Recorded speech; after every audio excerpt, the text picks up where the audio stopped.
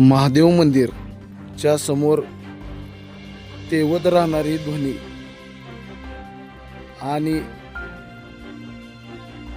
त्याच्याच बाजूला ह्या हजारो वर्षांचा इतिहास सांगणाऱ्या वीरगळ, गावाचं रक्षण करताना धारातीर्थी पडलेले वीर पुरुष आणि हा एक छोटासा जीव जो पोट भरण्यासाठी धडपड करताना आपण पाहत आहोत.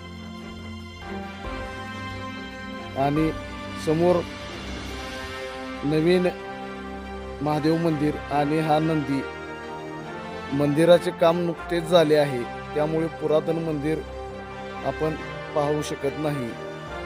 आतमध्ये असणारी ही शिवलिंगाची पिंड आणि समोर पाहत आहे हा हजारो वर्षांचा यादवकालीन इतिहास. डोळ्याचे पारणं फेडणारी स्थापत्यकला. खरंच आपल्या पूर्वजांनी आपल्यासाठी फार मोठा इतिहास मागं सोडला आहे आणि तो जतन करण्याचं काम आपलं आहे. हे 12 विश्व महाराष्ट्र 12 मोहिमेच्या माध्यमातून आपल्या समोर आणण्याचा हा आमचा मराठी बाणा चॅनलचा प्रामाणिक प्रयत्न. जबरदस्त नक्षीकाम आणि आखीव कोरीव घडीव दगडातील हे मजबूत बांधकाम शैली, हेमाडपंथी स्वरूपाची, दगडांना खाचा करून एकमेकात सांगड करून केलेली ही रचना यादवकालीन. नक्षी काम फार सुंदर आणि 12च्या वरती असणारी ही 14 देवके.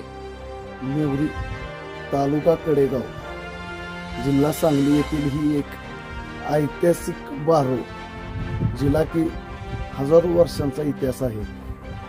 आणि हा ऐतिहासिक ठेवा आपल्या समोर मी घेऊन येत आहे मराठी बाणा या चॅनलमार्फत. मी महेश मदने, महाराष्ट्र 12 मोहीम सांगली जिल्हा समन्वयक. आणि असे हे जिल्ह्यातील ऐतिहासिक ठेवे आपल्या समोर आम्ही मराठी बाणा चॅनलमार्फत घेऊन येण्याचा 100% प्रयत्न करत आहोत. धन्यवाद आणि आभार.